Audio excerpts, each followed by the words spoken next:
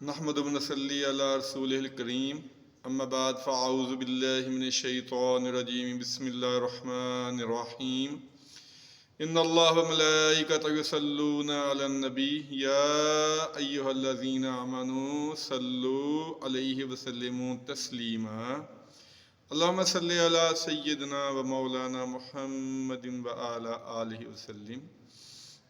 حدیث رسول صلی اللہ علیہ وسلم چینل پہ آپ سب کو خوش آمدید۔ آج ہم جو حدیث سماعت کریں گے وہ سنن ابو داؤد میں ہے 4338 4338 نمبر ہے اس کا۔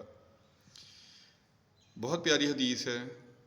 بیانات جو چل رہے تھے وہ زبان کے فتنوں کے بارے میں چل رہے تھے، اور اس میں کئی دفعہ یہ بات ہوئی کہ بہتر ہے کہ خاموش رہا جائے۔ خاموشی بہت بڑی طاقت ہے، لیکن بعض اوقات ایسا ہوتا ہے کہ خاموشی جرم بھی بن جاتی ہے۔ تو جو حدیث ہے وہ اسی معاملے میں نبی پاک صلی اللہ علیہ وآلہ وسلم میں ارشاد فرمایا، جس قوم میں برائی ہو رہی ہو، برے کام ہو رہے ہوں، گناہ کے کام ہو رہے ہوں، اور کچھ لوگ یا کچھ افراد ان کو ان برے کاموں کو روکنے پر قادر ہوں، یعنی انہیں روک سکتے ہوں لیکن نہ روکیں، تو قریب ہے کہ ان سب پر عذاب آئے گا۔ اگر ہم دیکھ رہے ہیں کہ معاشرے میں برائی ہو رہی ہے، گناہ کے کام ہو رہے ہیں، عام ہو رہے ہیں، جیسے آج کل معاشرہ ہے، اور اللہ تعالیٰ نے ہمیں کسی بھی طرح سے اسے روکنے پہ قادر بنایا ہوا ہے، تو ہمیں یا کسی اور فرد کو، لیکن وہ اس کی طرف دھیان نہیں دیتا، وہ ان کاموں کو نہیں روکتا، برائی کو یا گناہ کو روکنے کی کوشش نہیں کرتا، تو وہ نہ روکنے کی وجہ سے پوری قوم پہ ہو سکتا ہے کہ عذاب آ جائے۔ اسی سے ایک اور روایت یاد آ گئی، نبی پاک صلی اللہ علیہ وآلہ وسلم نے ارشاد فرمایا کہ ایمان کے 3 درجے ہیں۔ پہلا درجہ یہ ہے کہ اگر کوئی برائی دیکھے تو اسے ہاتھ سے روکے، اگر طاقت ہے تو اسے ہاتھ سے روکے، اگر ہاتھ سے روکنے کی طاقت نہیں ہے تو زبان سے روکے۔ یہ نہیں کہ زبان ہر جگہ خاموش ہی رہنی چاہیے، زبان غیبت، چغلی، بہتان، کسی کی عزت پہ حملہ کرنے میں خاموش رہنی چاہیے، لیکن اگر برائی ہو رہی ہو کہیں تو اگر آپ ہاتھ سے نہیں روک سکتے تو کم از کم زبان سے اسے برا ضرور کہیں کہ یہ کام برا ہو رہا ہے، یہ ایسا نہیں ہونا چاہیے۔ اگر زبان سے بھی روکنے کی ہمت نہیں ہے تو کم از کم دل میں اس کو ضرور برا جانیں، اور یہ ایمان کا کمزور ترین درجہ ہے۔ بالکل مٹی کے مادو بن کے خاموش نہیں رہنا چاہیے۔ اگر کوئی برائی ہو رہی ہے، کوئی گناہ ہو رہا ہے، تو اس کے خلاف کم از کم آواز تو بلند کریں۔ اگر آواز بلند کرنے کی بھی ضرورت نہیں ہے، ہمت نہیں ہے، تو کم از کم دل میں تو برا جانیں اس کو کہ نہیں یار، یہ جو کام ہو رہا ہے یہ غلط ہو رہا ہے، ایسا نہیں ہونا چاہیے۔ ہمارے دفاتر میں یا ہمارے محکموں میں یا کہیں بھی اگر کوئی بڑے عہدے والا کوئی برا کام کر رہا ہے، کوئی برائی کر رہا ہے، تو جو چھوٹے لوگ ہوتے ہیں، چھوٹے تو نہیں کہہ رہا ہوں کہ عہدے میں یا رینک میں چھوٹے ہوتے ہیں، تو وہ ان کو ہاتھ سے روکنا تو بڑی دور کی بات ہے، ان کے خلاف زبان بھی نہیں استعمال کر سکتے۔ اور اگر ایسا نہیں کر سکتے تو کم از کم ہمیں دل میں برا کہنا چاہیے کہ نہیں، یہ جو کام ہو رہے ہیں یہ غلط ہو رہے ہیں۔ اگر اللہ ہمیں قدرت دیتا، اللہ ہمیں ہمت اور طاقت دیتا، تو ہم اس کو ضرور روکتے۔ یہ بہت پیاری حدیث ہے، بہت بڑی وعید ہے کہ جو لوگ قدرت رکھنے کے باوجود برائی کے خلاف نہیں بولتے، اسی وجہ سے برائی پھیلتی ہے۔ کسی نے بہت پیاری بات کہی ہے کہ کفر کی حکومت تو قائم رہ سکتی ہے، لیکن ظلم اور ناانصافی کی جو حکومت ہے وہ قائم نہیں رہ سکتی۔ تو ظلم اور ناانصافی کی حکومت کیسے قائم ہوتی ہے؟ جب اس کے خلاف کوئی آواز بلند نہیں کرتا۔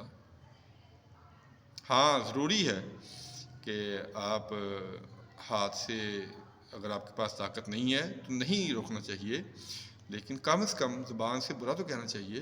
یہ بھی نہیں کر سکتے تو کم از کم دل میں اس کے خلاف نفرت ہو، اس کے خلاف بات کرنے کی ضرورت ہو، اپنے دل میں انسان اپنے آپ کو مطمئن کرے کہ نہیں یار، یہ غلط ہو رہا ہے۔ یہ بہت ضروری ہے کسی بھی معاشرے کی افراد کے لیے، کسی بھی معاشرے کی بہتری کے لیے وہاں برائی سے روکنے والے لوگ موجود ہونے چاہیے۔ اگر ایسا نہ ہو تو پھر تو یہ جنگل کا قانون بن جائے کہ جس کی لاٹھی اسی کی بھینس، جو طاقتور ہوگا وہ کمزور کو ہمیشہ زیر کرے گا. اور برائی اور ہر طرح کی برائی آج ہم دیکھتے ہیں ہمارے معاشرے میں عام ہے، کیونکہ اس کو روکنے والا کوئی نہیں ہے. اگر روکنے چاہتے بھی ہیں تو اگر روکنے کے قادر بھی ہیں تو پھر بھی نہیں روکتے. یہی حال ہمارے مذہبی معاملات میں ہے کہ اگر ہم کسی کو کوئی مذہب کی بات یا کوئی نماز کے طریقے اگر کوئی غلط پڑھ رہا ہے اس کو بتائیں بھی تو وہ برا مان جاتا ہے. اس کے برا ماننے کو آپ نہ دل پہ لیں، آپ اپنا فرض ادا کریں کہ میں نے جو اگر اللہ تعالیٰ نے مجھے علم دیا ہے تو میں اگر کسی کی نماز درست کر سکوں، اگر کسی کا کوئی شرعی مسئلہ ہے اس کا مجھے پتہ ہے وہ میں بتا سکوں، تو یہ بڑی سعادت کی بات ہے.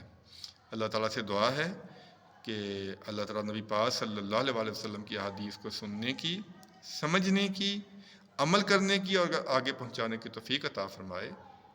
جیسا کہ میں نے پہلے بھی عرض کیا تھا، انشاءاللہ تعالیٰ اگر اللہ تعالیٰ کی مدد شامل حال رہی تو اس چینل پہ آپ کوئی فضول گفتگو، کوئی چٹخلے، کوئی قصے کہانیاں، کوئی لطیفے، کوئی کہہ کے، کوئی کسی مسلک کے خلاف بد زبانی، کسی شخصیت کو ٹارگٹ کرنا، انشاءاللہ اس طرح کی چیزیں نہیں ہوں گی. یہ جو چینل میں نے بنایا ہے یہ صرف نبی پاک صلی اللہ علیہ وسلم کے احکامات کو، آپ کی سنت کو، آپ کی احادیث مبارکہ کو آگے پہنچانے کے لیے بنایا ہے تاکہ کوئی عمل کر لے تو ہماری بھی بخشش ہو جائے. بہت دفعہ میں وہ حدیث روایت کر چکا ہوں جب آپ نے نبی پاک صلی اللہ علیہ وسلم نے حضرت علی رضی اللہ تعالیٰ عنہ کو کہا تھا کہ اے علی رضی اللہ تعالیٰ عنہ، اگر تمہاری رہنمائی سے ایک فرد بھی راہ راست پہ آ گیا تو تمہارے لیے 100 سرخ اونٹ صدقہ کرنے سے بہتر ہے. اسی نیت پہ یہ تھوڑی سی کوشش کر رہے ہیں. تو جو نئے لوگ ہیں، دوست آئے ہیں، ان سے گزارش ہے کہ چینل کو سبسکرائب کر لیں. انشاءاللہ تعالیٰ آپ کو نبی پاک صلی اللہ علیہ وسلم کی احادیث مبارکہ اور شریعت کے احکام پہنچتے رہیں گے. میرے لیے بھی دعا فرمائیے گا، اللہ تعالیٰ مجھے بھی عمل کی توفیق عطا فرمائے اور سب سننے والوں کو بھی عمل کی توفیق عطا فرمائے. آمین ثم آمین. السلام علیکم ورحمۃ اللہ وبرکاتہ.